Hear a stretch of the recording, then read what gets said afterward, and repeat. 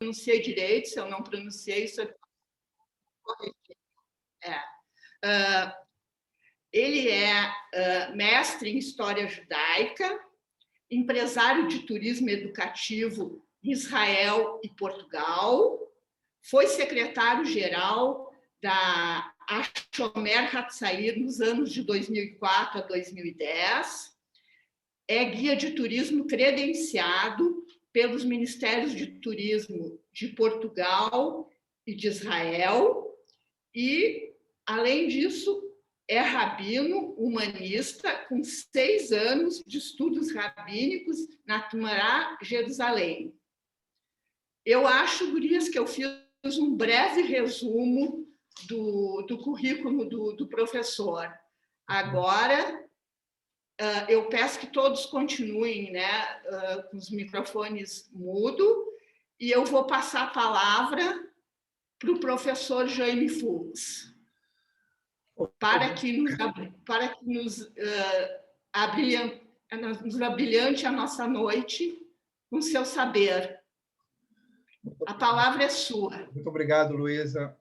Obrigado, Sheila. Obrigado, Elenissa, pela cordialidade e a possibilidade de estar junto com todos vocês nessa noite.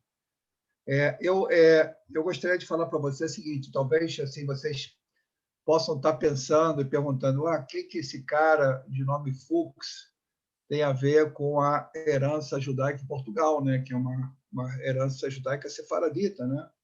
E eu sou Fuchs por parte da minha mãe, que são poloneses, como muitos e muitos de nossos pais, avós, que chegaram ao Brasil, né? Chegaram da Polônia, chegaram da Europa Oriental.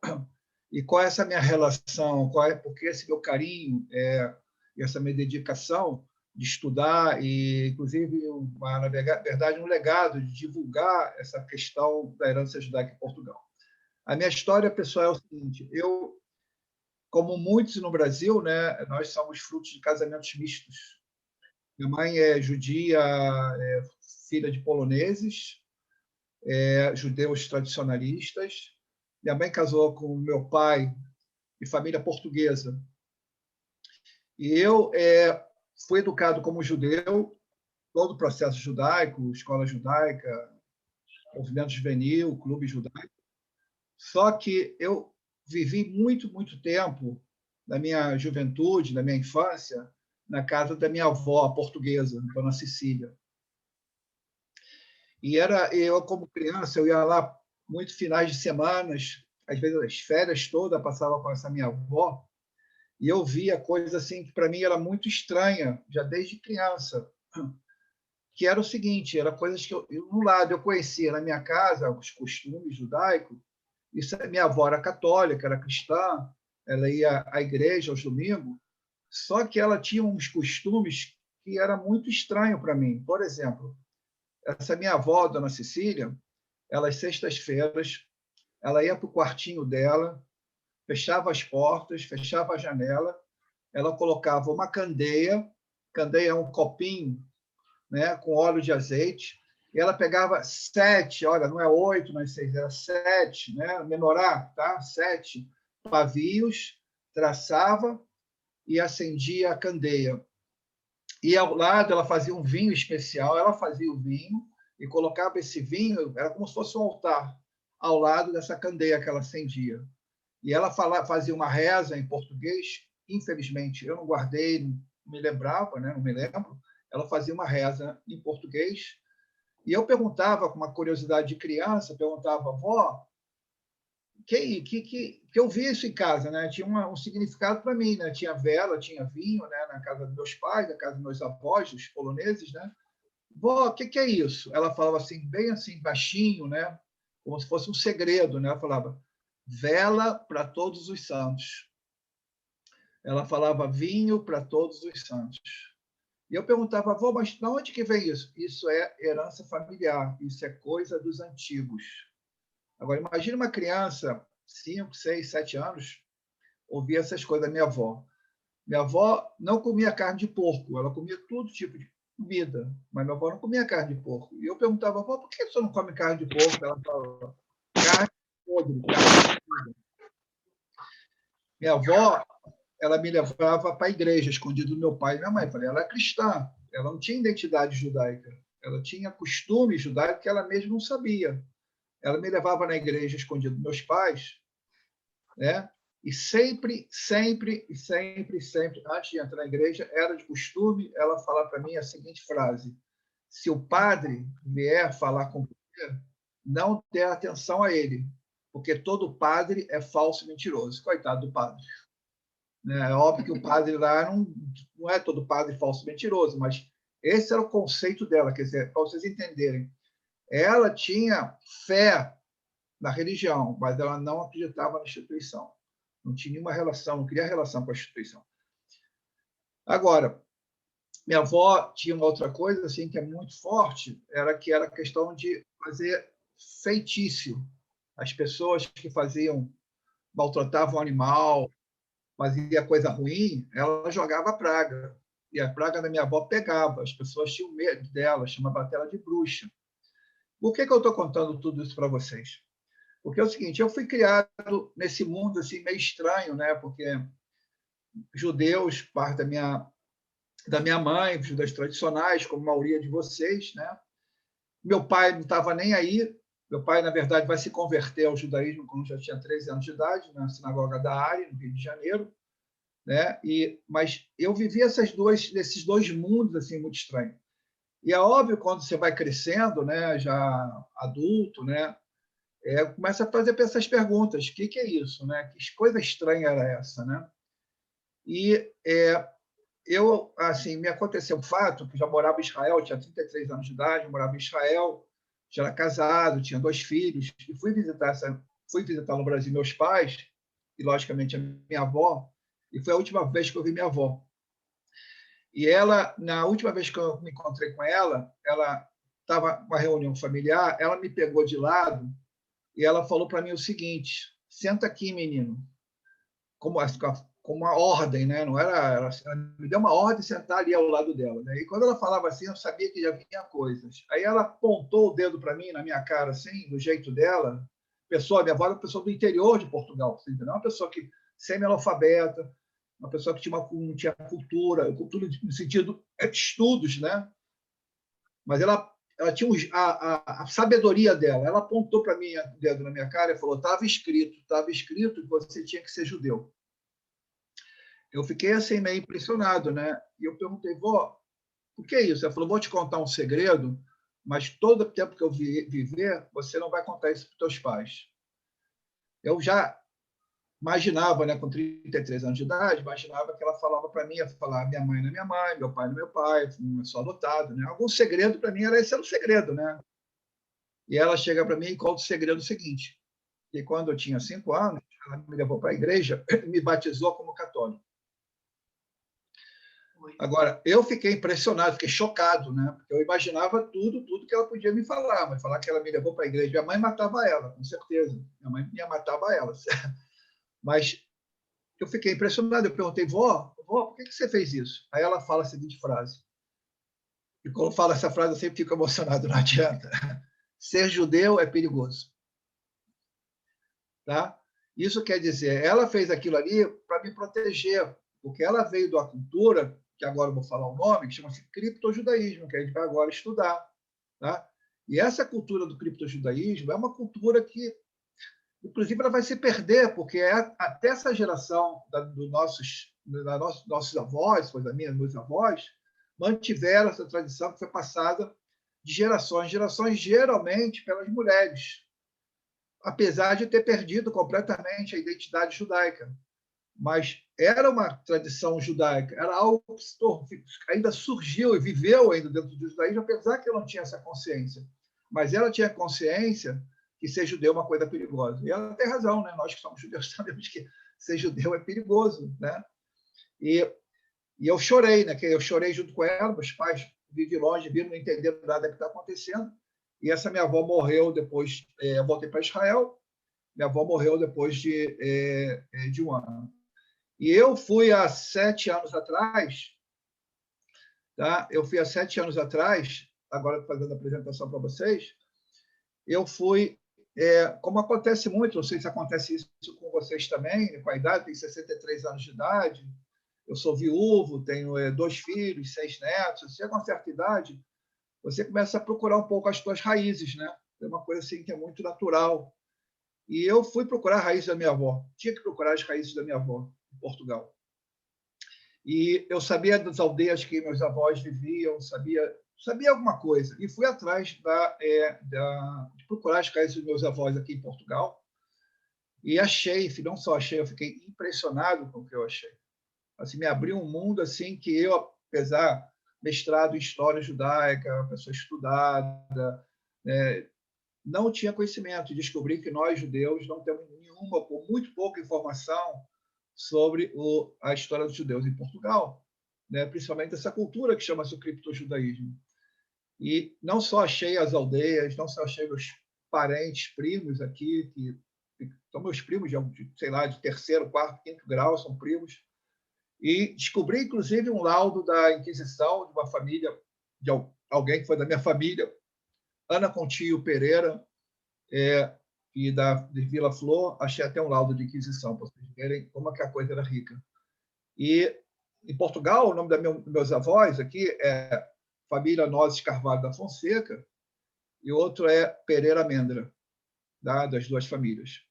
Então, essa é a minha relação, estou contando tudo isso para vocês entenderem que essa é a minha relação, esse meu carinho, dessa minha procura, essa pesquisa sobre o judaísmo de Portugal. Agora eu pergunto você, agora vamos começar realmente a nossa aula. Tem uma pergunta assim, que vocês têm que fazer sempre, é o seguinte, quando os judeus chegaram em Portugal, mas não só quando os judeus chegaram em Portugal, os judeus sempre estiveram em lugares da Europa antes de existir os Estados Nacionais. Tá? Os judeus chegaram na Europa levados pelos romanos da destruição do Segundo Templo e logo após também na revolta de Bar Kokhba, em 134. E quero dizer para o seguinte, isso quer dizer o seguinte, é uma coisa que não sei se vocês têm consciência disso. Os judeus já viviam no território polonês anterior de existir Polônia. Os judeus já existiam no território alemão antes de existir a Alemanha. Os judeus já viviam no território francês, espanhol ou português antes de existir esses Estados Nacionais. Tá? Porque os judeus chegaram junto com os romanos. Não existia Portugal, não existia Espanha, não existia esses países que nós falamos hoje. Como é que nós sabemos disso? Como é que é a prova disso? Porque foi achado na cidade de Faro, tá? Uma tumba escrita em hebraico do ano de 132 depois de Cristo, do imperador Adriano, exatamente no período da revolta de Bar Kokhba. Tá? Isso quer dizer, para vocês entenderem como o judaísmo, de uma certa forma, ele é muito, muito, muito mais antigo do que esses estados nacionais. Agora, os judeus viveram no período do romano, tá? Os judeus vão viver depois da invasão dos visigodos, que vão invadir essa região, que vivia lá, na verdade, tinha um povo chamado Celta. Tá? Os judeus vão viver junto depois que vai chegar os árabes, os mouros, e os judeus vão viver depois que vai chegar os portugueses. Tá? E os portugueses só chegam à independência de Portugal em 1143. Já existiam os judeus que viviam lá. Quer dizer, não é que o judeu ele é o estrangeiro ou intruso. Não, é o contrário. Se existia uma organização social, política, religiosa, organizada nesse território, no nosso caso estamos falando em Portugal, mas para todos os outros lugares, outros territórios, aí eram os judeus que viviam lá. E o que acontece é o seguinte, uma coisa muito interessante. Os judeus, no período dos muçulmanos, eles não tinham o mesmo status social, mas tinham liberdade religiosa. Tá? Eles tinham autonomia, eles podiam trabalhar, eles podiam produzir. Eles não eram perseguidos, mas não era o mesmo status social. O que acontece aqui é o seguinte, sempre no judaísmo que vive num determinado território, quando tem outro povo, outra civilização que vai invadir aquele território, os judeus têm um dilema muito grande, pessoal. Imagina a situação que os judeus vivem com os árabes, e agora vai chegar os portugueses, sob a liderança de Afonso. Qual é a posição dos judeus? Os judeus vão ficar ao lado dos árabes ou vão ficar ao lado do novo invasor? Olha o dilema. Se os judeus vão apoiar os árabes e os portugueses vencem, os judeus vão sofrer. Se os judeus vão fazer ao contrário e vice-versa. O que acontece é o seguinte, é óbvio que os judeus não têm uma opinião, têm visões diferentes. Os judeus é uma diversidade muito grande de ideias, de opiniões. Vai acontecer um fato de uma figura legendária chamado Ibn Yahya ben Rabi. Pelo nome, vocês podem ver. Ibn, esse é árabe. Tá? Yahya também é árabe. Isso quer dizer que era um judeu que vivia com os mouros. A gente não sabe exatamente de onde que ele vem. A acredita que ele veio do Iraque ou do Iêmen. Essa figura, tá, legendária, ela vai apoiar o Afonso Henriques. Agora, essa figura não só era rabino, não só era uma pessoa que tinha um poder econômico muito grande, não só era um estrategista, mas também era guerreiro. E ele vai ser o braço direito desse Afonso Henriques. Afonso Henriques, para vocês terem uma ideia do que é em Portugal, é o nosso Dom Pedro I, que fez a independência do Brasil. Tá? E o que é incrível que vai acontecer nesse período, né, da independência de Portugal, e o Dom Henriques vai conseguir expulsar os árabes. Esse nosso Dom Yahya vai morrer na guerra pela independência de Portugal e Óbidos. E quando o Dom Henriques consegue conquistar todo Portugal, ele dá o título para os filhos de Dom Henrique de dons. Isso quer dizer, isso é um status mais alto, é senhor feudal. Ele dá, inclusive, terras para essa família do Ibn Yahya, chamado, inclusive, Aldeia dos Negros. Vocês podem ver, inclusive, a foto aqui. Existe essa aldeia até hoje, a Aldeia dos Negros. Por que negros? Porque eles tinham pele morena. Eram judeus iemenitas, judeus, né, iraquianos, judeus sefaradim, diferente dos portugueses, que eram brancos.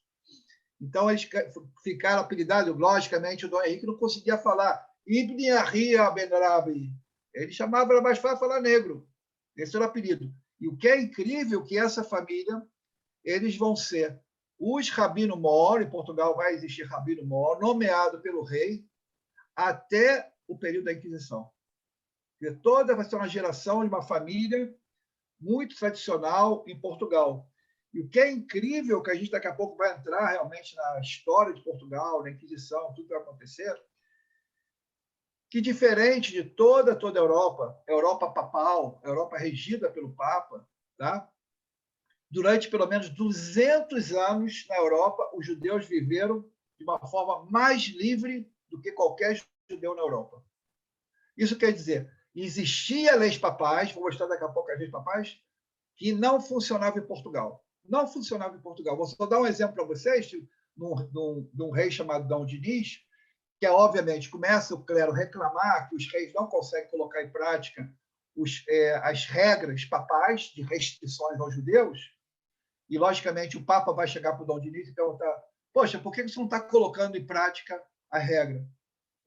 Então, só isso, estão reclamando que você só dá trabalho só para judeu. Ele fala a seguinte frase: eu não dou trabalho para judeu, eu dou trabalho para os melhores profissionais do meu reino. O que eu posso fazer que os melhores carpinteiros, ourives, médicos, etc., então, são judeus? Tá? E quero dizer para você o seguinte: até 1357, até a chegada de Dom Pedro I, não é nosso Dom Pedro I, Dom Pedro I em Portugal, nosso Dom Pedro I em Portugal é o Pedro IV, tá? É o Pedro IV, esse é o Pedro I de Portugal. A partir dele, começa a ser colocado em prática as restrições dos papais que existiam em toda a Europa. E a pergunta é: que restrição é essas? E agora vocês vão ver coisas muito, muito interessantes. Inclusive, esclarece muitas coisas, essa coisa de judeu, gostar de viver fechado, viver em gueto. Não, isso não é isso. A lei papal era o seguinte: estou apresentando para vocês algumas leis papais, tá? Porque são muitas e muitas. Uma delas era a proibição dos judeus sair fora da judiaria. Não só isso, os judeus tinham que viver dentro de uma judiaria, isso quer dizer, de um gueto. O judeu não poderia viver no mesmo bairro que o cristão. Ok. Fora isso, às 5 da tarde, as portas desse gueto, dessa judiaria, fechavam. Vocês podem ver aqui na foto, isso aqui é um gueto do Castelo Rodrigues, muito bonito o local. Essa era a porta. Essa porta, às 5 da noite, fechava, 5 da tarde, fechava, ninguém entrava, ninguém saía. No dia seguinte, de manhã, abria. Então, os judeus tinham, não só os judeus tinham que viver em gueto, estavam restritos a essa questão de locomoção, e sair, ter liberdade livre de sair para outros lugares. Os judeus, quando saíam fora da judiaria, tá? Eles eram obrigados a usar um chapéu ou um distintivo que diferenciava ele dos cristãos. E eu vou contar uma coisa para vocês, eu não sei se vocês sabem disso, que kippá, que nós usamos hoje, isso não está escrito na Torá. Tá? Quando antigamente no Beit HaKnesset, quando você entrava, sim, você cobria a cabeça, era com lenço. Mas não existia kippá, você andar kippá na rua. Provavelmente, o uso do kippá, que vai ser usado bem mais tarde, vem dessas restrições que os judeus, em vez de ficar de uma forma ridícula, um chapéu cone amarelo enorme, não sei se já viram isso em algumas fotos, tá? Os judeus próprios falaram, nós mesmos vamos nos identificar como judeus da forma que nós queremos. E muitas pessoas dizem que essa é a origem que vai começar a surgir o kippá, que se usa o kippá na rua, não digo na sinagoga. Outra coisa, a proibição de entrar numa casa de cristão onde encontrava uma mulher sozinha. Isso quer dizer, era proibido um judeu entrar numa casa onde tinha uma mulher sozinha, era proibido o judeu casar com uma cristã. Não é que hoje que nós falamos, não, os judeus não queremos casar com o goi. Não, essa era o contrário. Essa era uma lei que proibia os judeus não só de casar, mas também de ter relação sexual com uma mulher cristã. E agora eu pergunto a vocês, qual era a ideia? De onde que vem isso aí? Tá? Não era questão de casamento misto. O conceito papal era o seguinte, nós, judeus, carregamos nas nossas veias o sangue maldito daquele que matou Jesus. Eu estou falando da linguagem deles, óbvio. Tá? E é óbvio que um judeu que casasse com uma cristã, um judeu que tivesse relação sexual com uma cristã, tivesse um filho com uma cristã, essa criança ela estaria contaminada com esse sangue maldito. A gente, olha, pessoal, não chegou a Inquisição ainda não, tá? A Inquisição não chegou ainda não. Os judeus ainda podem trabalhar, ter sua sinagoga, ter seus rabinos, tá? Mas aí que são restrições. O judeu era proibido de empregar na sua terra, no seu trabalho, um empregado cristão, por causa da questão da classe social, que mostrava a inferioridade do cristão. E o judeu, dentro desse conceito, o judeu era inferior a um cristão, então não poderia ter um empregado cristão. Outra coisa, uma coisa muito interessante ligada à questão do vinho kosher. Era proibido o judeu frequentar uma adega de um cristão. O judeu não podia entrar numa adega de um cristão, porque o que é a adega? A adega é um meio social da época, as pessoas trabalhavam no final do dia, iam para uma adega. Né? Era proibido o judeu entrar numa adega. Os judeus vão criar, graças a isso, uma coisa chamada judega. E essa judega é o que vai criar o vinho kasher. Porque vinho kasher também não está escrito na Torá. Está escrito na Torá que existe vinho kasher. Isso vai ser criado, provavelmente, por causa dessas restrições. Outra coisa, fora os impostos que os judeus pagavam, tinham que pagar, como todas as pessoas pagavam, o judeu tinha que pagar um imposto a mais, chamado judengo, que era exatamente 30 contos, que era o mesmo valor da onde que Judas Iscariotes e Judas Iscariotes traiu Jesus. Então, era uma forma de lembrar que esse povo maldito, né, traidor, pagava todo ano 30 contos por pessoa por causa da traição de Jesus. E a última, algo altamente ridículo, você vê que as sinagogas funcionavam, quando chegava na região um rei, um senhor feudal, uma pessoa nobre, os judeus eram obrigados a tirar as suas torotas, sua torá da sua sinagoga, enfeitá-la com confete e sair num desfile ridículo, vergonhoso, para receber o rei ou nobre. Tá? Eu só coloquei para vocês aqui parte dessas restrições e a gente não está falando aí da Inquisição, não chegou. Mas a partir desse Dom Pedro I, ele começa a colocar essas restrições que Portugal não existia. E tinha que ser colocado em prática.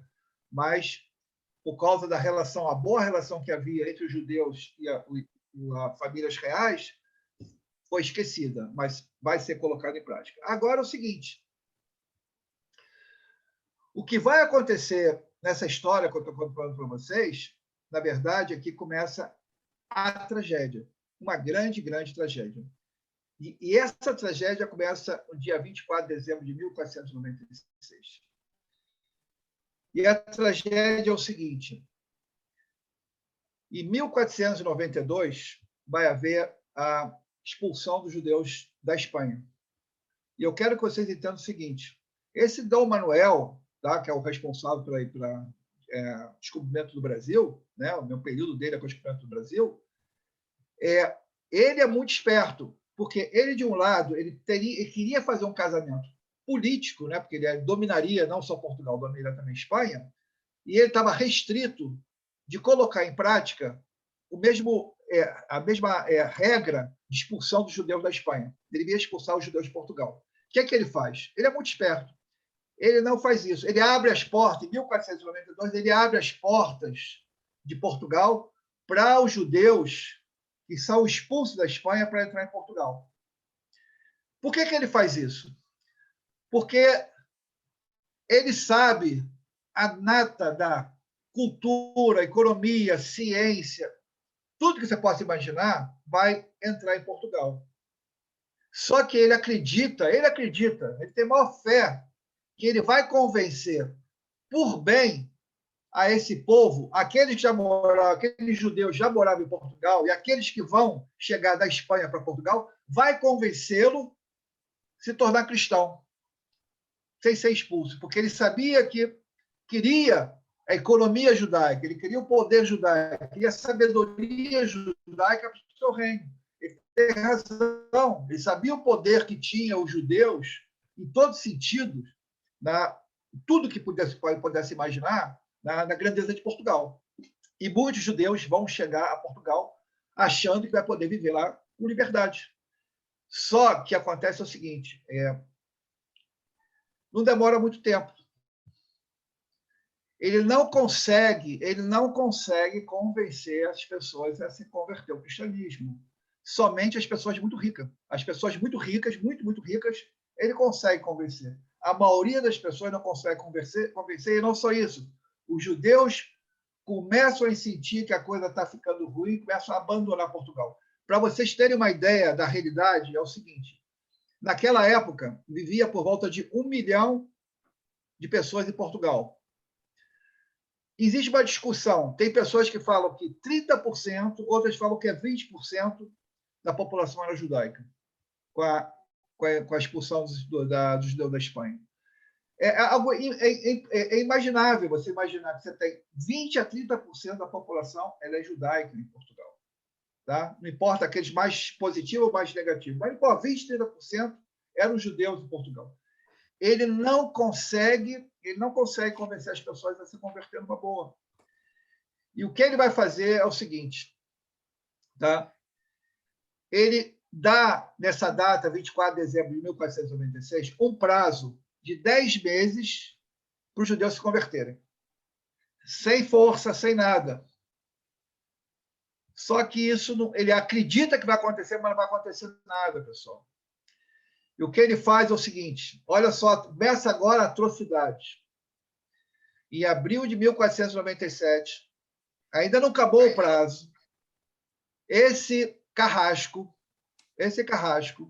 ele cria um decreto de tirar de cada pai, de cada família, de cada pai, de cada mãe, todas as crianças menores de 14 anos, arrancadas das casas, arrancadas dos seus pais, e ser adotada e ser educada por um cristão. Imaginem vocês, principalmente vocês que são mulheres, a maioria de vocês aqui são mulheres, imaginem a situação das mães que entram em suas casas e arrancam seus filhos. O que vai acontecer, o que a gente tem na historiografia, é terrível, é terrível. Olha, assim, me desculpa, eu sou parte ashkenazita, tem família que morreram no Holocausto. Para mim, isso é o Holocausto da Idade Média. Mães se suicidaram com seus filhos. Inclusive, muitos cristãos, bons cristãos, esconderam as crianças dessas famílias, depois foram pegas e foram mortas. Olha, imagine que situação aconteceu nesse dia. Eu não estou falando aqui de... se a gente está falando aqui de 200 a 300 mil judeus que vivem nesse local, não é pouca gente, pessoal. Tá? E não acaba por aí. Ele não espera, esse carrasco não espera que vai acabar esses 10 meses. Tá? Ele, o que ele faz? Ele é muito esperto, ele faz um decreto e fala o seguinte: olha, vocês têm essa data, tá? 3 de outubro de 1497, quem quiser sair de Portugal, essa é a última oportunidade. Essa é a última oportunidade. Só que quem quiser sair de Portugal vai sair do Porto de Lisboa. E quem vocês conhecem e foram já viajar para Portugal, muitos de vocês, você conhece a Praça do Comércio? Ali onde tem aquela praça bonita. É esse local. É esse local. Tá? Todos os judeus, por volta de 20 mil judeus se concentram nesse local para sair de Portugal. Para sair de Portugal. E sabe o que acontece, pessoal? Vocês conhecem essa frase, e ficou haver navio? Vem daí. Isso está na cultura portuguesa, no dia a dia de Portugal. Logicamente, chegou nosso idioma no Brasil também. Mas vem desse momento. Os judeus ficaram a ver navio, porque não tinha navio. Ninguém ia subir para navio. Ao contrário, foram batizados em pé, com baldes de água bentas pelos dominicanos. E aqueles que fugiram, quiseram fugir, foram perseguidos, mortos, e muitos deles foram queimados. Tá? Então, a partir desse momento, a gente pode dizer, a partir desse momento, termina o judaísmo no Portugal. Deixa de existir judaísmo em Portugal. Deixa de existir a possibilidade de ser judeu em Portugal. Agora, o que vai acontecer na prática? E a gente vai começar agora a entrar nessa questão do criptojudaísmo. As pessoas, não é como é que você pode tirar uma identidade de uma pessoa jogando uma água benta, né? É absurdo, é absurdo. É óbvio que a pessoa continuava com o sentimento judaico, com a cultura judaica, com os valores judaicos, com a religião judaica dentro dele. E ele vivia em 2 mundos. Dentro de casa, viviam judeus de forma secreta, e lá fora, viviam como cristão. Iam à igreja, batizavam os filhos, faziam todas as coisas. Só que aí está falando aí da primeira geração, uma geração que tem identidade judaica, como nós. Tá? Imagine, Deus me livre, nos forçasse a ser uma outra religião. Mas ok, vou até a igreja, mas nunca vou deixar de ser judeu. É o que acontece nesse momento. Em 1506, em Lisboa, tá? Acontece o massacre, onde que 2.000 cristãos novos, olha a linguagem, os cristãos novos vão ser assassinados.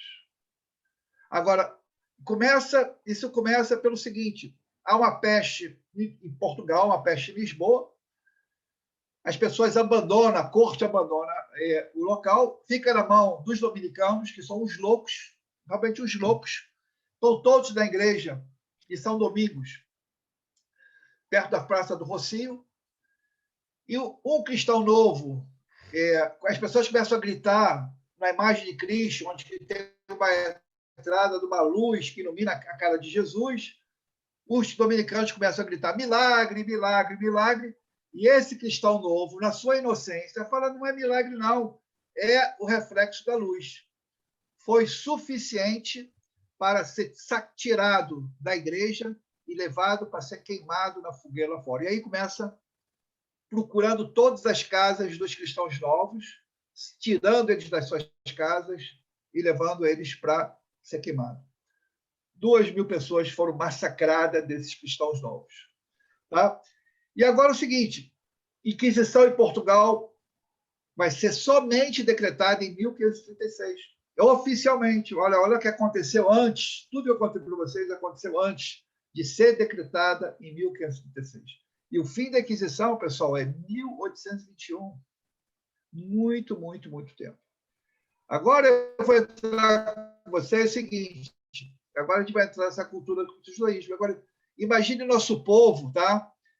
Aqueles que não conseguiram fugir para o Império Otomano, para a Holanda, ficaram em Portugal.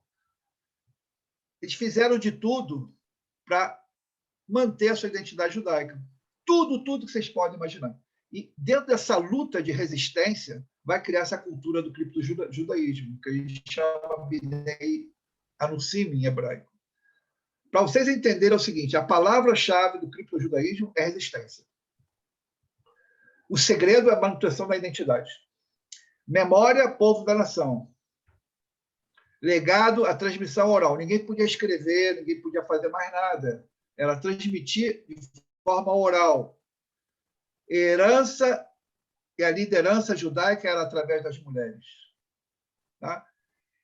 A criptojudaísmo, quem são os rabinos, quem são as lideranças religiosas, é as mulheres. E é incrível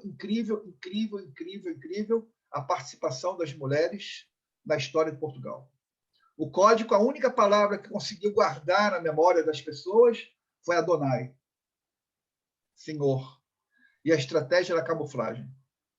Agora, eu vou mostrar para vocês algumas coisas, agora ficar um pouco mais interessante, uma coisa mais visual.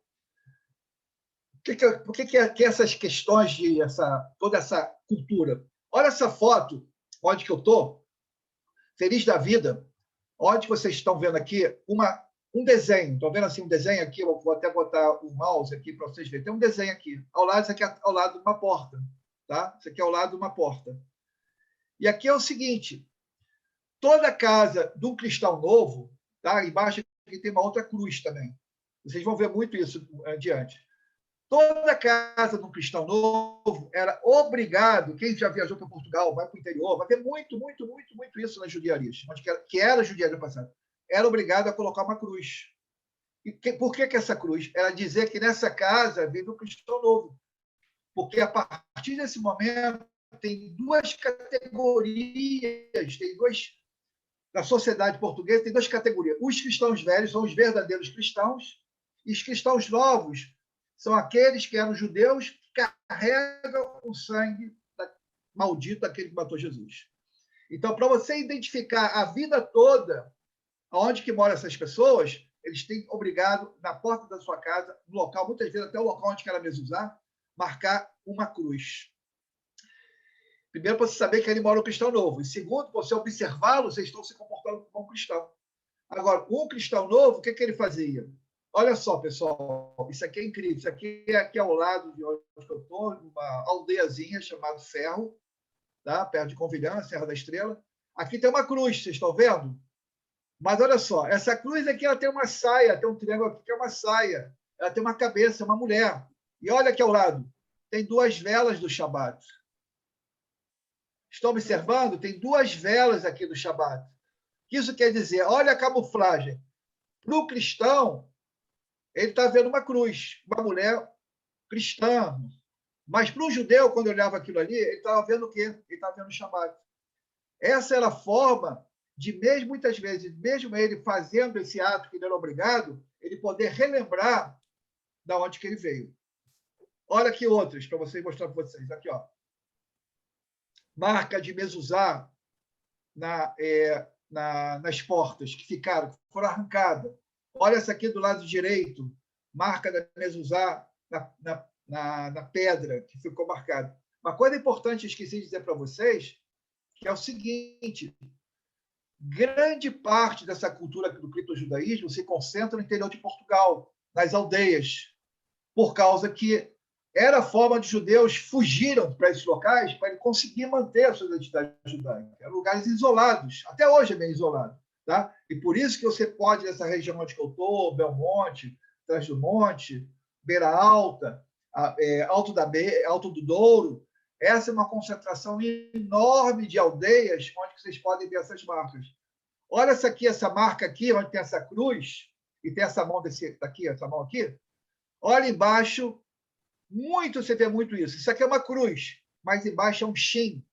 Isso é o Shin em hebraico, Shaddai, Deus. Isso quer dizer, ele tinha na porta dele uma cruz, sim, mas ele camuflava uma marca onde ele não via a cruz, ele via o Shin, ele via, na verdade, o nome de Deus.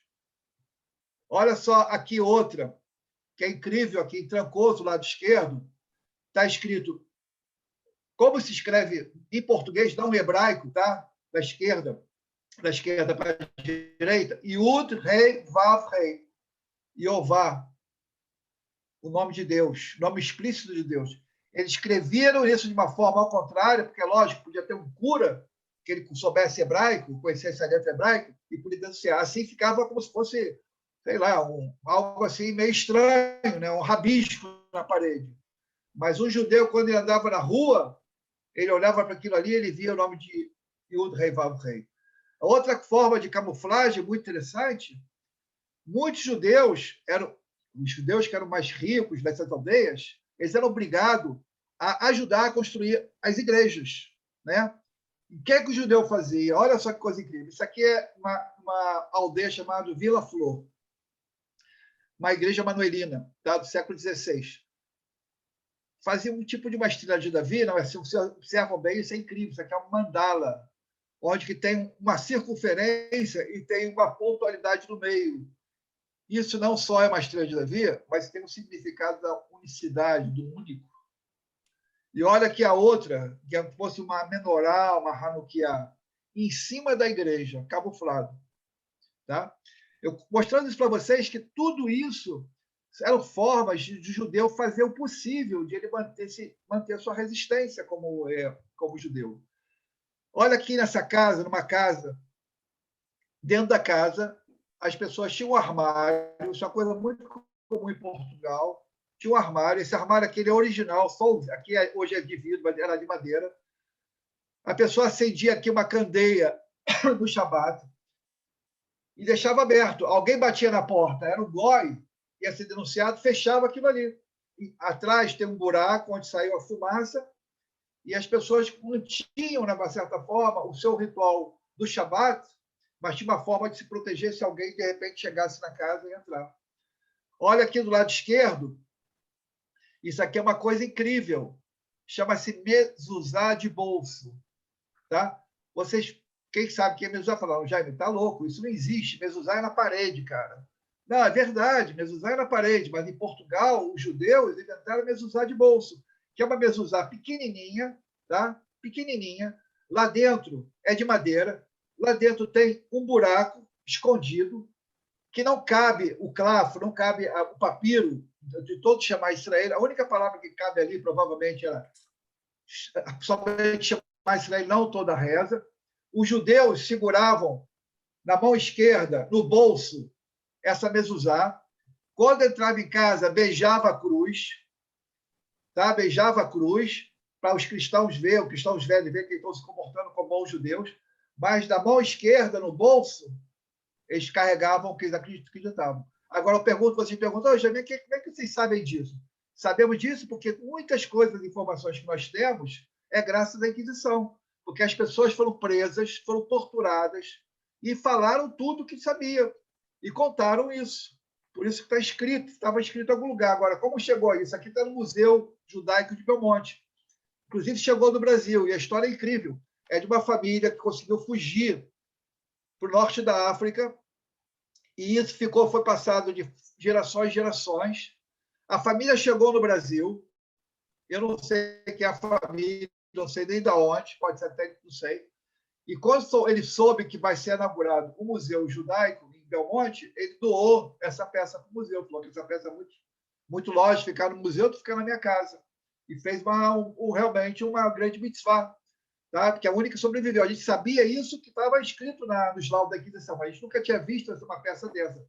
E olha aqui nessa peça aqui do lado direito, vocês vão ver uma pedra, está escrito aqui, tipo a menorá, embaixo está escrito Haida, de casa. Tá? Todas essas formas os judeus faziam como eles para poderem sobreviver à sua identidade judaica. Eu esqueci de mostrar uma coisa para vocês, que está ligada a outra, é o seguinte, se vocês já foram em Lisboa, foram na Igreja da Matriz, com certeza muitas de vocês foram na Igreja da Matriz, Lisboa, tá? Se forem outra vez para lá, observem, fora da igreja, uma pedra que está colada no chão, tem uma estrela de Davi. Tá? E é aqui, ó. Essa aqui, onde está meu mouse agora, minha seta, é essa igreja da Matriz, a entrada dela, E essa pedra está aqui, ó, de que está no mal, vocês estão vendo. Agora, por que isso? Porque essa igreja da Matriz era a antiga sinagoga de Lisboa, a grande sinagoga de Lisboa. E uma coisa, eu vou contar um segredo para vocês, tá? Grande parte da onde que é hoje, que são lugares que é judiaria, tá? Como no caso onde que é a igreja da Matriz, era a judiaria, tá ali ao lado, que na entrada no começo da judiaria, né? Eram lugares que eram a sinagoga, as grandes sinagogas, vão ser transformadas em igrejas, tá? E olha aqui outro exemplo. Esse aqui é Vila Nova de Foscoa. Aqui é uma pequena capela. Era a antiga sinagoga de Vila Nova de Foscoa. Tá? Olha essa aqui, e vocês devem ter passeado também em um lugar lindo chamado Óbidos, correto? Vocês passearam em Óbidos. Em Óbidos tem essa aqui é uma casa particular, era a antiga sinagoga de Óbidos. Tá? Aqui em frente, você pode ver aqui o local onde que era a Mikve de Castelo Rodrigues. E essa casa aqui, em Belmonte, tá? É a casa onde que mostrei para vocês aquele armário, né? Mostrei para vocês aquele armário com a candeia, né? E com a pedra escrito Rai. Nessa casa que morava um Shiria Sibur, o representante da comunidade, frente ao senhor feudal. E essa pedra aqui, essa é a pedra da sinagoga de Belmonte. Como é que ela foi achada? Ela foi achada que, quando foi, em 1917, foi destruída a antiga igreja, né, de Santo Antônio, em Belmonte, e estava muito velha, era uma igreja de madeira, e fizeram a urbanização, bum, bateram na pedra, escritura em hebraico. E o que está escrito nessa pedra? Que fala o nome do fundador da sinagoga, o doador da sinagoga de Belmonte. Então, vocês veem assim, como é forte essa presença, a presença judaica, né, em Portugal, na cultura de Portugal. Agora, olha, eu vou falar algumas coisas assim, que é super interessante, como é que as pessoas faziam uma aparência da crença cristã e, ao mesmo tempo, manter o judaísmo. Porque era obrigado a batizar o filho, obrigado a casar na igreja, obrigado todo domingo ir na igreja. Você tinha que fazer essas coisas. Tá? Então, era o seguinte, olha só, algumas coisas que sobreviveram dessa cultura de fazer somente as aparências da vida cristã. Antes de tomar a hóstia, era obrigado a tomar a hóstia. Repetir. Cochicho, cochichinho, não quero teu pão, nem teu vinho, quero somente andar na lei de Moisés vivo. São rezas, essa coisa de rezadeira é uma coisa muito forte. Era como você... Não sei se, olha, vocês conhecem Kabbalah. Vocês não sei se conhecem a Kabbalah da magia, uma coisa que ficou perdida durante o tempo, inclusive é proibido. Essa cultura da Kabbalah da magia é muito forte em Portugal. É como se fosse desvendar algo que você vai acontecer que você não quer. Vai tomar uma hóstia, você desfaz isso. Outra coisa, ao invés de rezar o Padre Nosso na igreja, tinha que rezar o Padre Nosso. Muitos murmuravam para si mesmo a seguinte oração: Padre Nosso 1, Padre Nosso 2, Padre Nosso 3, Padre Nosso 10, morra a lei de Cristo e viva a lei de Moisés. É impressionante, pessoal. Tá? Estou contando isso aqui, são coisas do período da Idade Média. Tá? E como é que eu falo? Como é que você sabe disso? Exato, graças à Inquisição. Na Inquisição, a pessoa era julgada, tinha os escrivãos, era um julgamento, o escrivão escrevia o que a pessoa falava, a pessoa era torturada, né? Era inquirida, e escreviam isso, por isso sobreviveu. Essa coisa de você bater 3 vezes na madeira, né? A gente conhece muito, bate 3 vezes na madeira, para quê? Para expulsar coisas ruins da nossa vida, não é verdade? Todo mundo faz isso. Opa, sai de lá, sai daqui. Né? Ao entrar na igreja, bate 3 vezes na madeira, com forma de lembrar que essa visita era fruto de uma imposição e não a vontade própria. E você tinha que falar o seguinte, olha só que ela que falava: nessa casa entro, mas não adoro pau nem pedra, mas sim um Deus Adonai que tudo governa. Porque lógico que o cara falava isso em voz alta, ele falava isso para si. Tá? Então, só para vocês verem, muitos exemplos que a gente tem, mas só para vocês terem um gostinho do que é essa realidade. Agora, olha só, uma coisa que é incrível, como eu falei, minha avó fazia uma reza lá, que eu não entendia nada, não sei, me lembro, eu era criança, não tinha essa percepção. Mas muitas e muitas e muitas rezas, dessas rezadeiras, que eram as rabinas, verdadeiras rabinas, ela não tinha mais o Sidur, ela não tinha mais contato com o judaísmo, não tinha mais contato com nada. O que é incrível, que elas criaram rezas em português. E quem entende um pouco da liturgia judaica, tá? É emocionante, é emocionante. Tá? E olha só essa reza aqui, inclusive, todas essas rezas aqui é de uma mulher só, chamada Luísa Antônia, daqui de Belmonte, não de hoje, falando daqui em 1513, ela foi presa e ela tinha na cabeça dela um livro de reza, pessoal. Um livro de reza. E graças que ela tinha na cabeça dela o livro de reza, e ela foi ditando o que ela acreditava, o que ela sabia, e as pessoas lá anotaram, e a gente sobreviveu isso. Tá?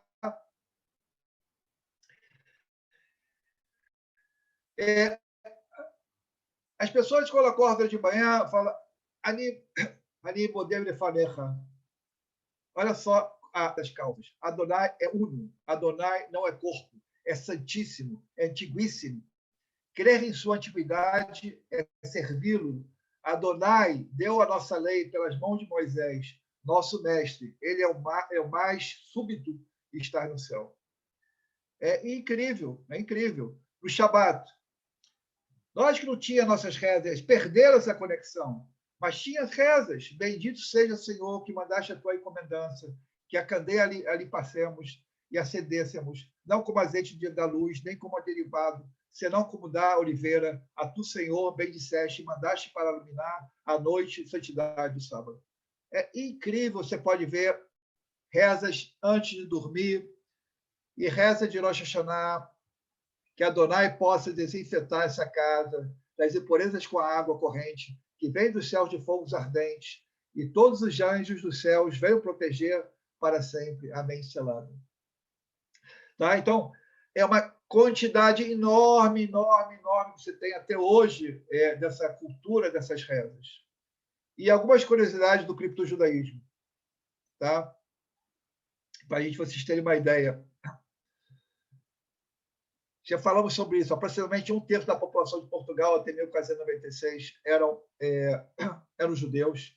A sinagoga de Tomar, não sei se vocês foram lá, Castelo de Cristo, incrível, muito bonito, é considerada a sinagoga mais antiga da Europa, tá? Assim, a nível de arqueologia que foi achado. O poeta Fernando Pessoa era descendente de Cristão Novo. Né? O Jaime falou isso, a Anita Novinsky fez essa grande descoberta nos últimos tempos. Apesar que ele sabia disso. O capitão Arthur Barros Basto fundou a Sinagoga do Porto com Vilhã e criou o movimento Resgate Mineiro em Portugal. Esse cara é considerado o Dreyfus de Portugal. Por que Dreyfus de Portugal? Essa figura, ele descobre o seu judaísmo, ele é herói de guerra da Primeira Guerra Mundial em Portugal, e ele começa a fazer um movimento para resgatar, para trazer os judeus de Portugal a voltar para o judaísmo. Só que ele é acusado de fazer trabalho missionário. Olha, a gente não está falando de missão, não, pessoal, tá? Está falando agora aqui já de 1929, 1930. Tá? Não está falando de Inquisição, não. Está falando já dos nossos tempos. Jogador tá? de futebol. Ele vai acusado de trabalho missionário. Ele vai ser demitido do Exército. Você quebra todos.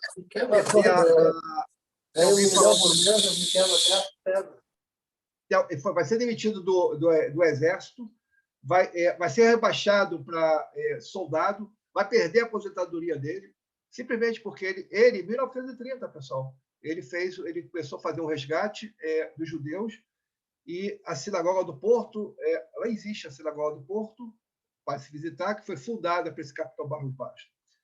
Belmonte é a única comunidade em toda a Ibéria, não só em Portugal, na Espanha, onde os judeus sobreviveram durante 500 anos a sua identidade, diferente da minha avó. Tá? Minha avó perdeu a identidade. Ela tinha prática judaica, mas não tinha nenhuma identidade. Em Belmonte, onde eu estou, existe uma comunidade aqui que mantiveram em segredo, mas mantiveram a sua identidade. Sabiam que eram judeus. Voltaram ao judaísmo de forma oficial em 1998, pelo Estado de Israel, pelo Rabanut Arashit, pelo Rabanut de Israel, E hoje é uma comunidade, tem sinagoga, tem rabino, como qualquer outra comunidade. Existe uma relação muito forte entre o fado e a música ladina. Quem conhece o fado e vê a música ladina, a influência que vai ter o fado da música ladina, muito grande. Rezas e rezadeiras, falamos sobre isso, e a palavra Adonai. E a culinária portuguesa, uma das coisas tradicionais aqui é a alheira, a alheira é um enchido, é um chouriço, né, que eles colocavam muito carne de frango, enchiam de alho para fazer aquele cheiro, para as pessoas achavam que estavam fazendo carne de porco, mas na verdade estavam fazendo carne de frango. Tá? E só, então, já estou terminando, depois vou dar para vocês fazerem as perguntas. Olha só. Alguns temas populares, tanto em Portugal como no Brasil, ficar vendo navio, falamos sobre isso, passar a mão na cabeça, expressão que se pode relacionar ao hábito de benzer, muito judaico, Deus te crie, vem da herança judaica, Elohim Shmor, lá onde os Judas perdeu as botas, da onde que vem isso? Os judeus fugiram dos grandes centros, foram para o interior de Portugal com a ideia de que aqui no interior podiam sobreviver como judeus, mas perderam as botas. Tá? Apontar para a estrela faz nascer verrugas, os dedos está relacionado às crianças tinham aquela ideia, ninguém tinha relógio, Shabbat, as pessoas mandavam as crianças para fora quando o judaísmo era permitido, para apontar para nascer a primeira estrela e avisar que entrou o Shabbat. E é óbvio que isso ficou uma coisa proibida e perigosa para as crianças manter essa tradição. Caiu a carapuça, relacionada ao traje que os judeus usavam, e a palavra, não sei se usa isso no Brasil, mas aqui em Portugal usa muito, que maçada, que tragédia, que coisa horrível, está relacionada à história de Massada no Negev. Tá? E só aqui algumas personalidades muito interessantes para vocês entenderem, é uma coisa que é muito, muito importante. Muitas vezes as pessoas falam assim, o cara tem o nome, o cara é judeu, tem o nome de Fuchs, tem o nome de Cohen, mas tem muitos judeus, verdadeiros judeus, tá? Que tem nome de portugueses. Né? Dona Ria falou nome português, mas o Isaac Abravanel, famoso Abravanel do Silvio Santos, não é da Espanha, ele é português, a família é português. Isaac Zacuto, astrônomo, matemático. Dona Grácia Mendes, história incrível de uma mulher. Essa mulher, eu amo essa mulher. Amo essa mulher. Essa mulher, fazer uma breve, só para falar contar um pouco dessa mulher. Essa Dona Grácia, o pai dela era médico do rei. Ele veio de Espanha. Ela, aos 18 anos, casa com Francisco Mendes, que é o homem mais rico de Portugal e do mundo. Dominava a especiaria.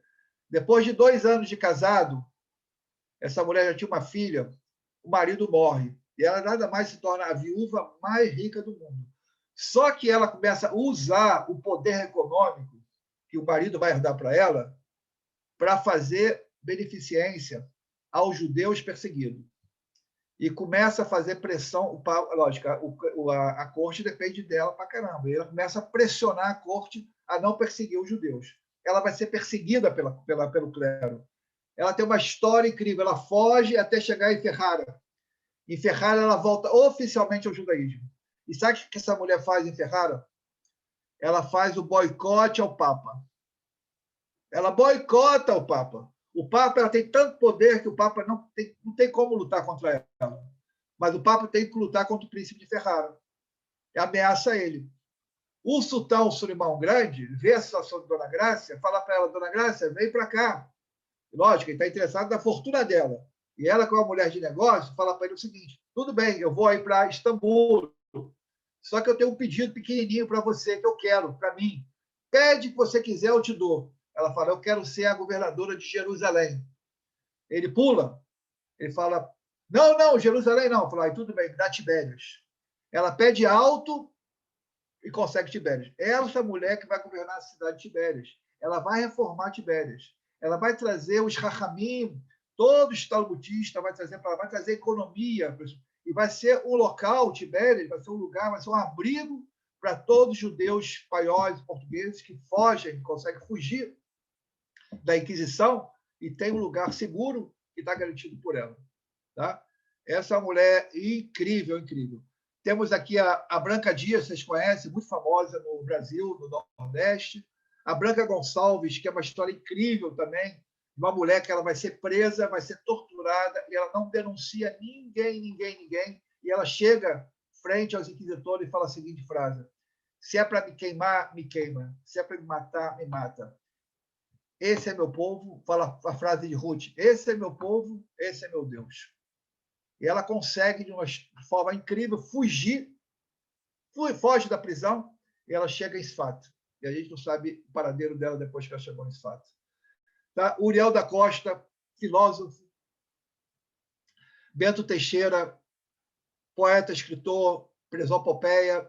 Quem estuda letra, literatura, é o considerado barroco. Isaac Aboave da Fonseca, o primeiro rabino das Américas, Recife. Baruch Spinoza, filósofo. Antônio José da Silva, o judeu teatrólogo, o primeiro teatrólogo brasileiro também português. Tá? E são exemplos de algumas personalidades portuguesas. E é isso. Essa é a minha apresentação para vocês.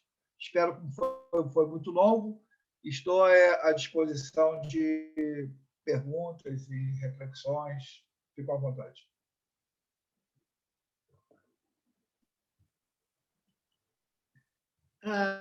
Eu passo a palavra à nossa vice-presidente de Cultura para que ela faça as perguntas para o nosso professor.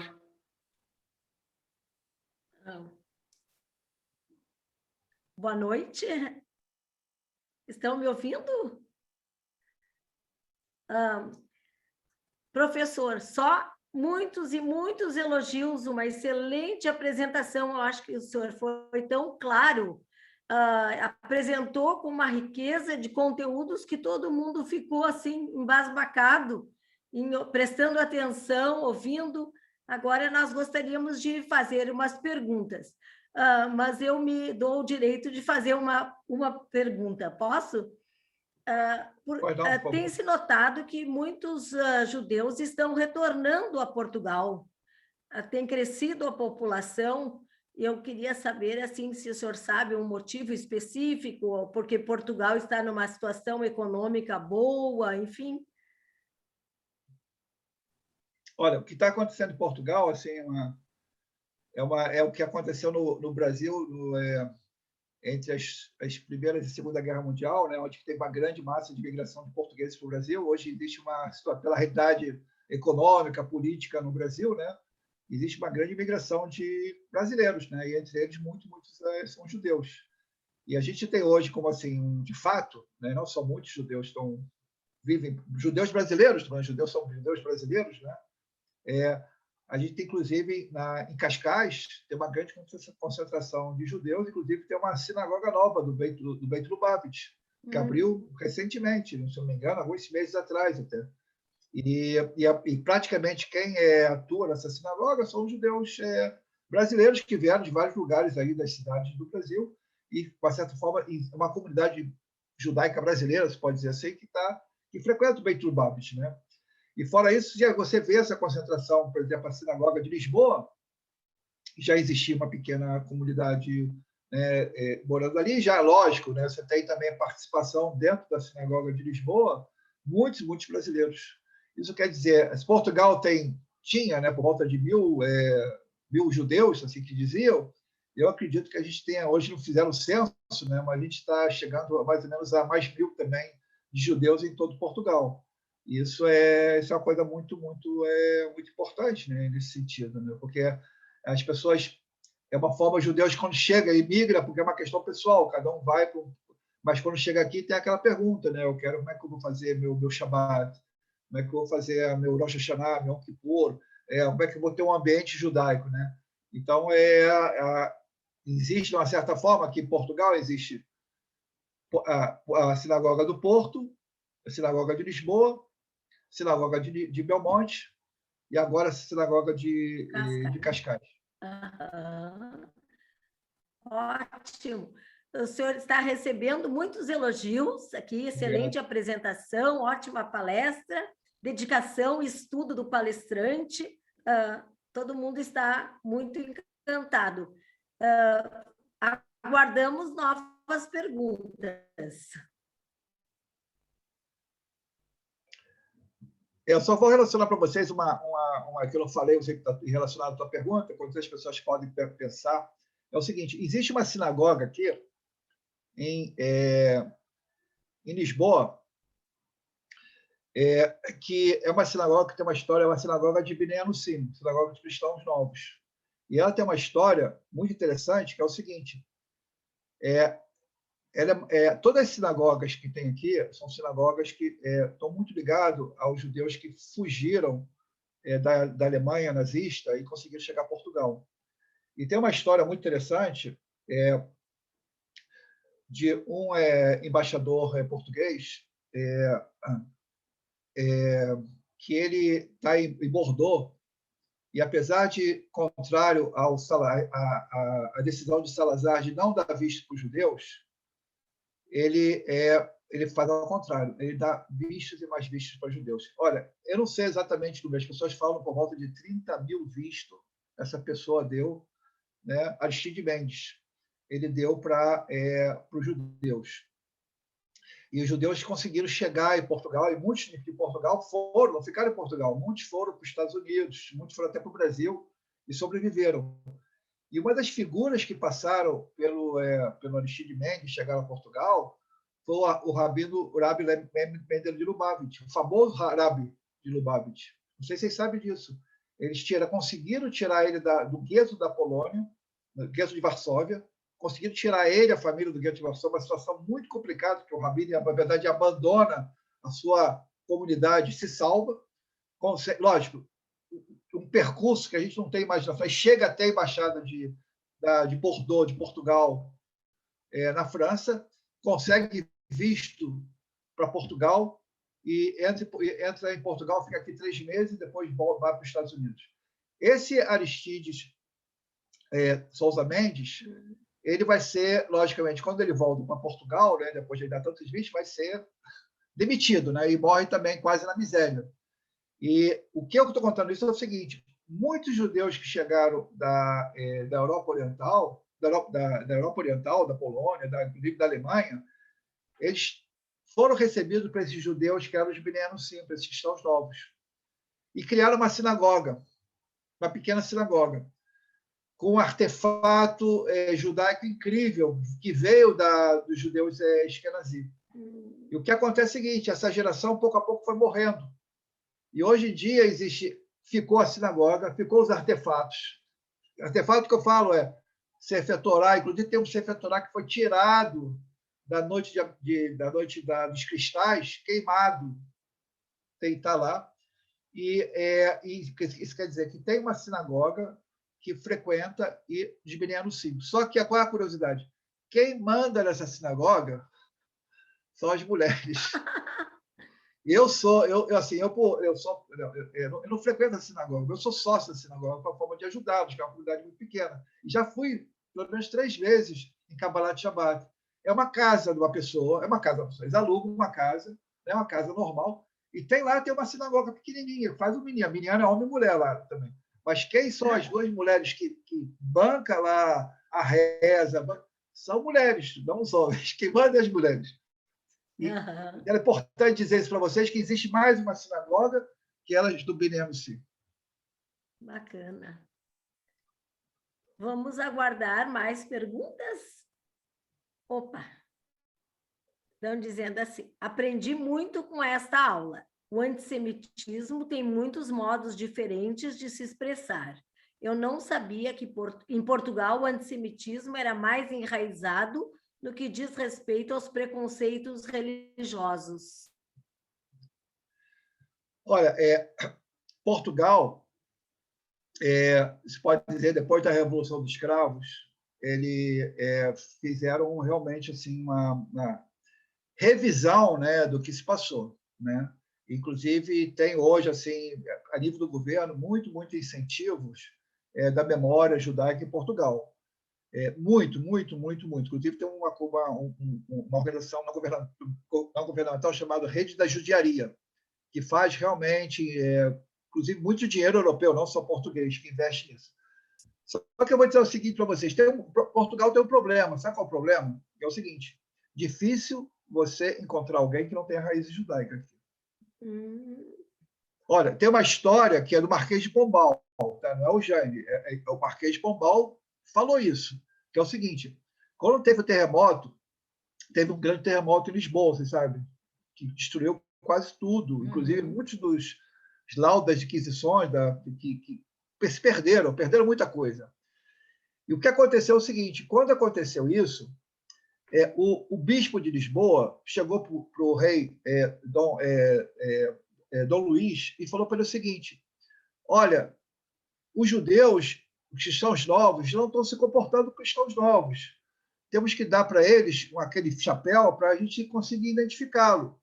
Aí o Marquês de Pombal falou o seguinte: pera assim, é verdade, sim, espera um minutinho só. Ele saiu, foi lá dentro, trouxe 3 chapéus.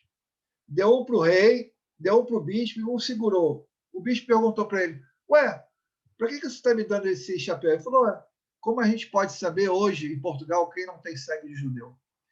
Isso é um fato, tá? O que acontece diferente do Brasil, que é a questão cultural, é o seguinte: português, no Brasil, vocês conhecem isso, tem muitas pessoas voltando ao judaísmo, muitas pessoas procurando a raiz, porque o Brasil tem essa abertura, né? Todo mundo procura a sua raiz judaica. Em Portugal, as pessoas são muito restritas, é uma cultura muito mais restrita. Só que na região que eu vivo aqui, você convive com as pessoas, quando ela cria uma confiança com você, ela fala para você: minha família tem descendência judaica. É incrível você ver isso.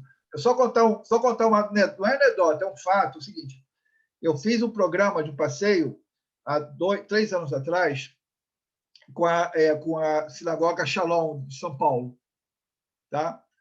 E com a Raquel, que ela sofrete, ela faz arquitetural, ela foi a líder do grupo. E a gente foi, assim, já no último dia, a gente foi, já teve um jantar tradicional de fado, vocês devem conhecer isso, com fado, coisa bem, bem turística, né? E a Raquel, ela pegou, todo mundo pegou uma taça de vinho, e a Raquel fez uma brahá e falou no final a palavra lehai. O dono do restaurante correu assim e falou: vocês são judeus? Eu também sou judeu. Porque ele não é judeu, né? Ele falou: eu também sou descendente. Não fala judeu. Ele falou: eu também sou descendente de judeu. Aí começou a cantar. Assim, a alegria da figura, assim, de ele se identificar com outras pessoas. Eu falo isso para vocês, que isso é muito forte em Portugal. Se a pessoa se sente à vontade, ela vai falar sua descendência que é judaica. Né? Mas não é como no Brasil, que é uma coisa muito mais. Hoje no Brasil, vocês sabem, tem 33 comunidades organizadas de cristãos novos, de meninos organizadas no Brasil, principalmente no Nordeste. Né? Então não é assim, é mais restrito as coisas. A nossa querida Raverá Suzana pergunta assim: a Inquisição da Idade Média na França e na Itália, ela não tem certeza, atingiu muito os judeus também, além de Portugal? Sim, ela tem toda a razão. A Inquisição não é uma aquisição que aconteceu em Portugal, isso é uma questão, uma decisão papal, não é uma questão local. Existia que ele falou, né? Existia uma regra papal, o Papa tinha um poder muito grande sobre os reis, tá? E houve inquisição na França ou na Itália, né? Agora, o que eu quero é importante você entender o seguinte: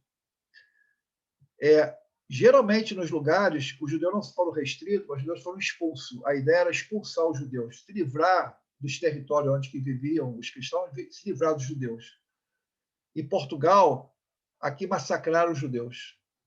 Essa é a grande diferença. A gente fala muito da Inquisição da Espanha. Os judeus foram expulsos da Espanha. Em Portugal foram massacrados. Tá? Agora, não é só isso. Uma coisa que é importante de entender é o seguinte, que eu esqueci de falar para vocês. Sabe qual é a diferença que falam muito da Espanha e pouco de Portugal? Geralmente, quando a gente estuda pouco no colégio, mas quando estuda, fala Espanha, né? Inquisição na Espanha, não fala Portugal. Porque Na Espanha, eram os Rahamim.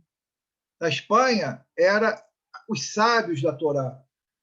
Em Portugal, era o homem da ciência, o homem do negócio. Se vocês quiserem fazer uma metáfora, Espanha é Jerusalém, Portugal é Tel Aviv. Tá?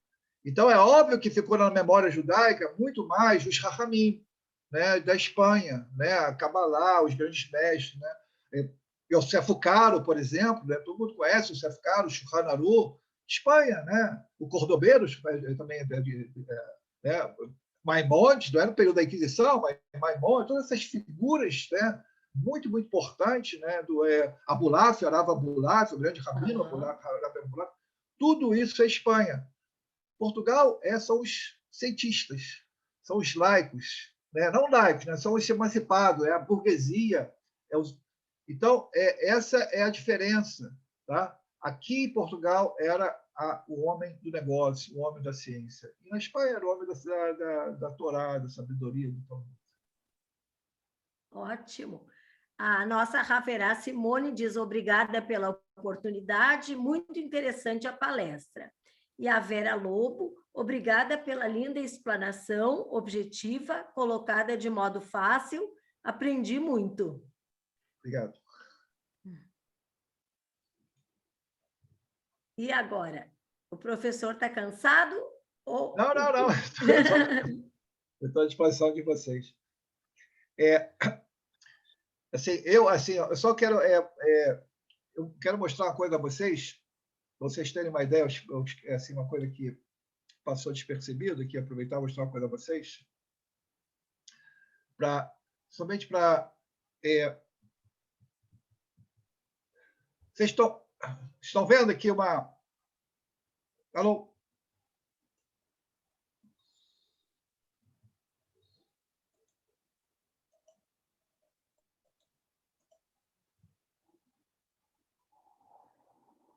Alô?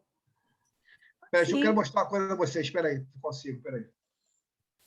Tá, agora tá. Espera aí. Eu quero mostrar uma coisa a vocês. Um minutinho só. Eu consigo. Aqui, espera aí. Vocês entenderem o que eu quero falar, porque eu passei rápido por causa do tempo, mas eu quero mostrar uma coisa a vocês. Olha só. Estão vendo aqui no lado direito 2 símbolos? Estão vendo? Olha essa aqui escrito Carção. Isso é uma aldeia que tem 280 pessoas. Olha o símbolo da aldeia, pessoal. Eu não inventei isso. Tá? As pessoas acham que eu inventei, eu coloquei isso aqui porque eu inventei. Não, isso é um símbolo. As pessoas decidiram, não é que é o símbolo do período do colonial. Algum momento em Portugal, não sei, em 1920, aí cada aldeia tinha que definir qual era o seu brasão. Tá? Qual era o seu brasão. E olha só nessa aldeia que tem 280 pessoas, Carção, olha o que eles fazem, olha o brasão deles. É inacreditável. Você não vai ver esse lugar nenhum do mundo, pessoal. Agora, eu tive nessa aldeia, é incrível, eu tive nessa aldeia, fui filmar junto com um rapaz, que ele é espanhol, ele é religioso, ele tem um kippah, ele tem tzitziot. Logo que a gente entrou, as pessoas vieram para a gente falar: ué, vocês são judeus? Somos. Eu também. Não é que ele era judeu, mas ele tem que ser judeu. Por quê? Porque essa aldeia aqui, ela era, na época, por volta de 85% eram judeus. Quem dominava ali eram os judeus. Então, as pessoas não são mais judeus, assim, não são mais judeus como nós, né? Mas ali, nesse local, ligado àquela pergunta, as pessoas aí têm total identidade judaica, não tem identidade judaica, mas sabe da sua descendência judaica. Então, você vê Carção. Olha aqui na cidade de Convilhã, na Serra da Estrela. Olha aqui a Estrela de Davi. Estrela de Davi. Essa é a cidade de grandes navegadores. Pedro de Caminha, né, de Pedro de Convilhã, né, pessoas importantes de descobrimento do Vasco da Gama. Tem uma identificação tão forte nesses lugares que eles mesmos, não é alguém influenciado, não tem judeu, não tem comunidade judaica, não tem sinagoga, não tem rabi, não tem nada. Mas a presença judaica é tão forte, que eles não podem deixar de colocar, porque eles sabem que eles existem graças aos judeus que estão lá. E, na verdade, a maioria das pessoas que vivem nesses lugares são descendentes de judeus. Tá? Eu esqueci de mostrar isso para vocês verem como é forte a presença judaica em Portugal, nesse sentido. Tá bom? Tá ótimo. Tem uma pergunta, tá, professora? Mais alguma pergunta? Tem uma pergunta assim aqui, ó, da Alessandra. Mas atualmente há muito antissemitismo em Portugal, como em toda a Europa. Os jovens que participam de movimentos juvenis muitas vezes têm medo de usar as camisetas. Ela pergunta o que se pode fazer. Ó, é o seguinte, eu vou ser sincero para vocês, assim, antissemitismo é uma coisa generalizada, e hoje em dia o antissemitismo está muito vinculado com o antisionismo, né? É uma forma nova manifestação de antissemitismo e um antisionismo, né? Você vê isso em Portugal como você vê em qualquer outro lugar do mundo. Olha, eu vou dizer como é que eu acho nessas questões. Assim. Eu aqui em Portugal, diferente que eu em Israel, eu ando com a Estrela de Davi. E eu vivo em Lisboa, aqui não é Lisboa, aqui é uma aldeia, né? Aqui tem um kibutz grande, né? Tem 600 pessoas, né? Eu ando com a Estrela de Davi. Agora, eu sou empresário de turismo. Eu comprei aqui 9 casas. Eu tenho alojamentos locais, que chama alojamento hostel, tem uma loja. Agora, por que eu estou contando isso para vocês? Porque uma vez uma pessoa chegou para mim, todos os lugares que eu comprei, essas 9 casas, está tudo dentro da judiaria. E cada judiaria, cada casa que eu comprei, eu coloco uma placa que homenageio a uma dessas mulheres que foi esquecida. Eu quero lembrar ela e eu coloco uma placa escrita em hebraico, português e inglês, contando a história. Por que eu estou contando isso para vocês? Porque eu sou uma pessoa que vai ser conhecida aqui na aldeia, um empresário que compra, reforma, isso aqui. Uma vez, uma pessoa chegou para mim, daqui, que me conhece, e fala a seguinte frase. Olha só. Seu Jaime, vocês judeus estão comprando todo o Belmonte. Aí sabe o que eu respondi para ele? Porque olha só, desculpe, eu vivo muito tempo em Israel. Eu sou brasileiro, sim, eu sou brasileiro, sei falar como brasileiro, mas às vezes, quando me pisa no pé, eu falo como israelense. Aí eu respondi para ele o seguinte, falei para ele, não, peraí, nós judeus não estamos aqui comprando todo mundo, nós estamos pegando de volta o que vocês nos roubaram. Aí ele pulou, porque ele sacou que ele não percebeu o que tinha me falado. Quando eu falei para ele, não vim, eu vim pegar de volta. Pelo contrário, estou comprando de volta e vocês nos roubaram. Tudo aqui era judeu. Toda essa judiaria aqui era tudo judeu. E hoje, cadê os judeus aqui? Eu estou pegando de volta, estou comprando de volta. Ele ficou lógico, português tem essa questão, né? Assim, não tem aquela coisa do brasileiro, tem aquele jogo de cintura, sabe brincar, não. Ele ficou tão. Agora, o que eu estou contando isso para vocês?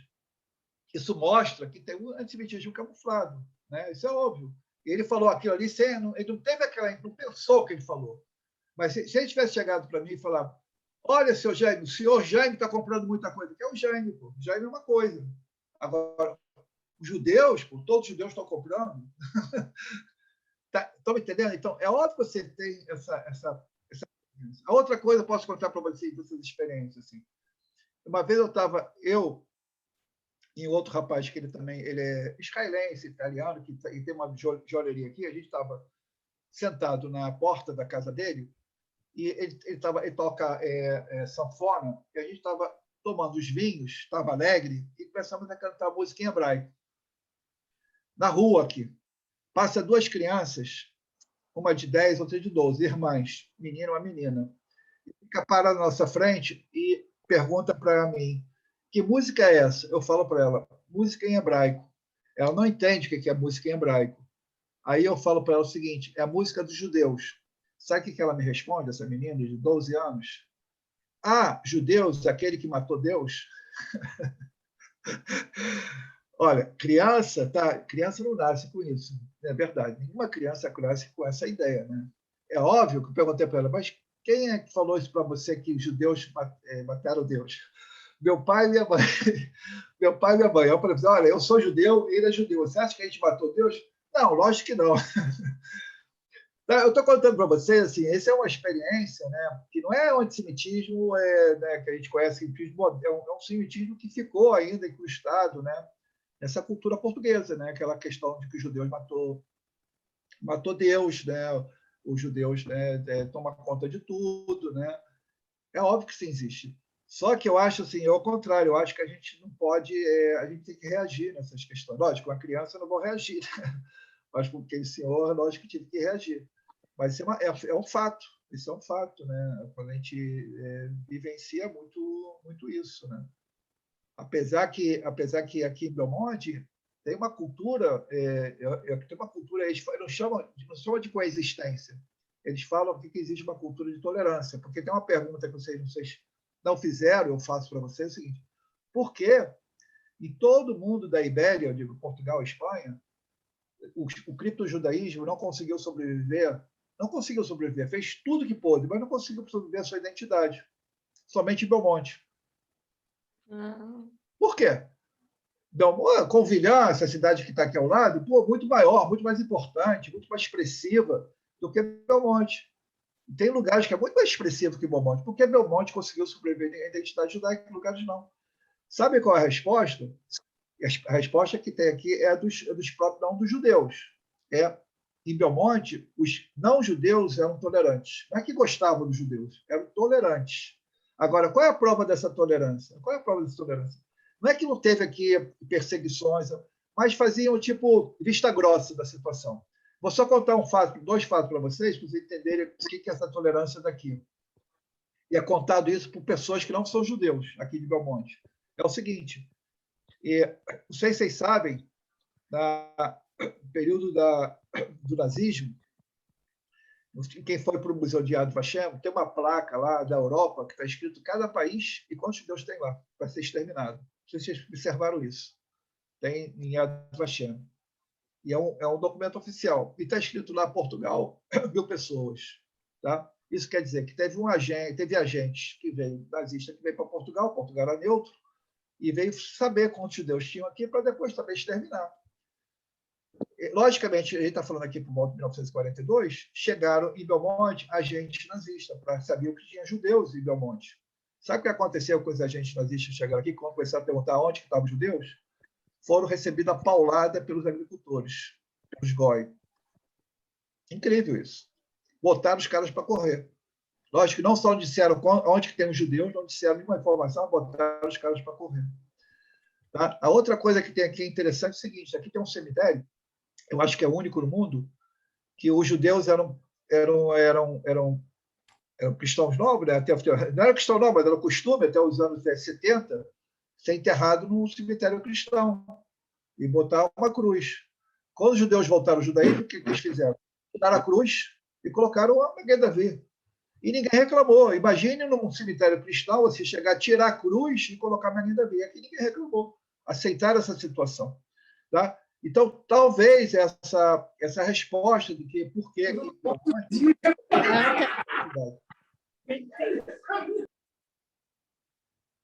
Então, é isso. Bom, agora, então, se não houver mais perguntas, eu devolvo a palavra para a Leia, né, para ela fazer o encerramento. Antes da Leia encerrar, eu só queria ler o que a Mahavira Paula colocou, que é um recadinho para o professor. Um minutinho. Aqui, ó, Júlia Bacalchuk, do Chinat 2002, também escutando, envia abraço para o Jaime, foi tua aluna. Obrigado.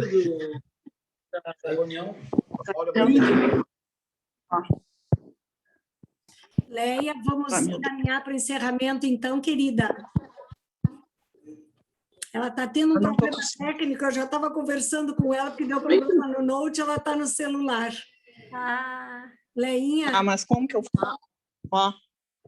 Deu, está aparecendo, está aparecendo. Deu.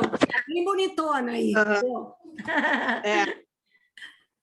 Antes do encerramento, pessoal, eu queria dizer que estamos todas encantadas, tá?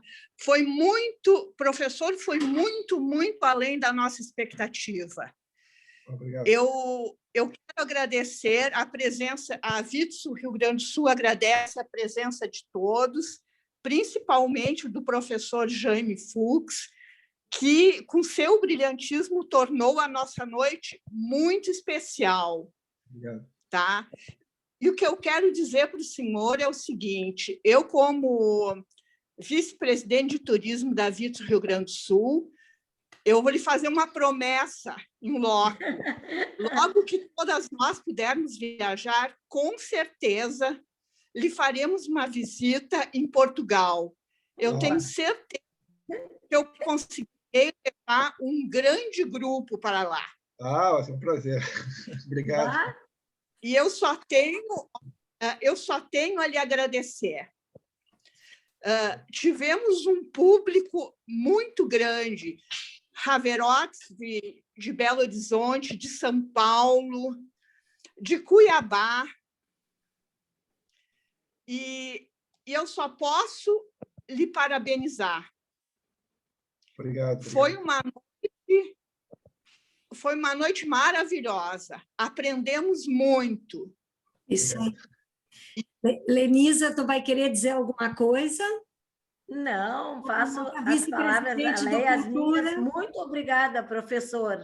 Estava excelente o conteúdo, a forma de transmitir, muito bom. Muito bom. Então, uma boa noite para todas. Uma boa noite a todos e, mais uma vez, muito obrigada.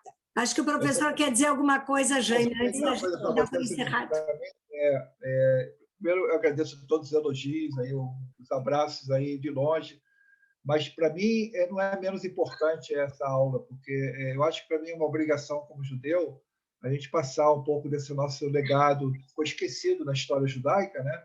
Então, cada um de vocês agora que escutaram um pouquinho dessa palestra, vocês também têm a obrigação de contar para outras pessoas da história dos judeus de Portugal. Essa é a nossa tarefa. Então, cada um agora tem uma sua tarefa também a cumprir, como eu tenho a minha.